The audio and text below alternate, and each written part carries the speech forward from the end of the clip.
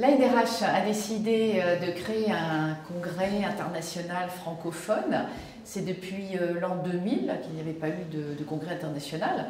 Donc il était temps pour cette communauté des professionnels RH de créer, de mettre en place un concept à la fois innovant, un concept qui permettait de s'interroger, d'échanger et de développer des bonnes pratiques d'aujourd'hui et de demain.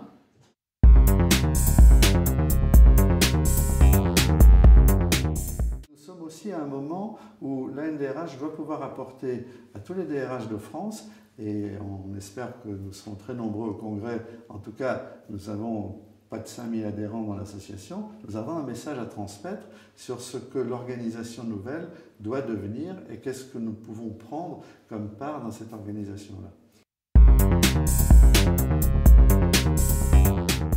J'attends de ce congrès qu'il tienne les engagements qu'il a pris, expérimenter, respirer et inspirer.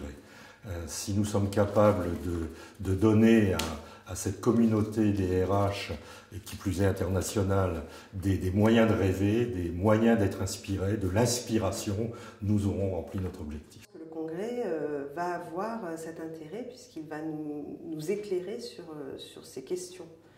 Et c'est pour nous un enrichissement parce qu'on va avoir des visions en plus émanant d'autres pays, d'autres DRH, qu'il va y avoir cet échange aussi, ce partage de pratiques et de visions différentes. Et c'est en ça que ce congrès me paraît totalement important et intéressant pour nous.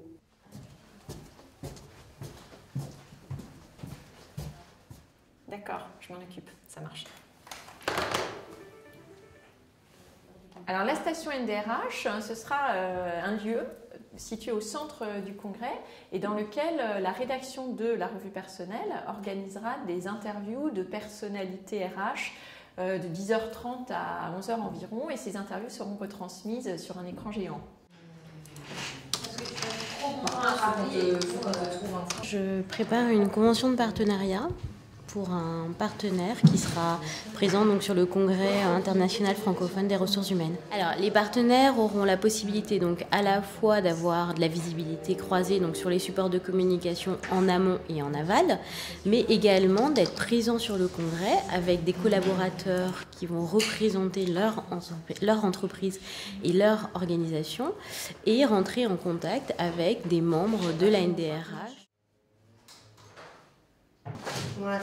Ok, alors là maintenant Pour le congrès, alors en fait je m'occupe des étudiants, jeunes diplômés et jeunes professionnels à la NDRH et j'essaye surtout de communiquer auprès de ces populations sur le congrès pour qu'ils puissent s'y rendre et représenter les jeunes de la fonction RH. Le congrès a une dimension prospective, c'est un petit peu dommage de parler de l'avenir de la fonction RH sans ceux qui vont faire cette fonction RH à l'avenir. C'est un congrès international, donc on va avoir beaucoup de représentants de la fonction RH d'un certain nombre de pays. Je crois qu'il y a une quinzaine ou une vingtaine de pays qui vont participer à ce congrès. Ça sera donc des moments d'échange, des moments d'écoute. On a des intervenants d'un excellent niveau, venant d'horizons extrêmement divers et qui vont parler de la vie de l'entreprise, de la vie de la fonction RH, de ses évolutions, de ses transformations.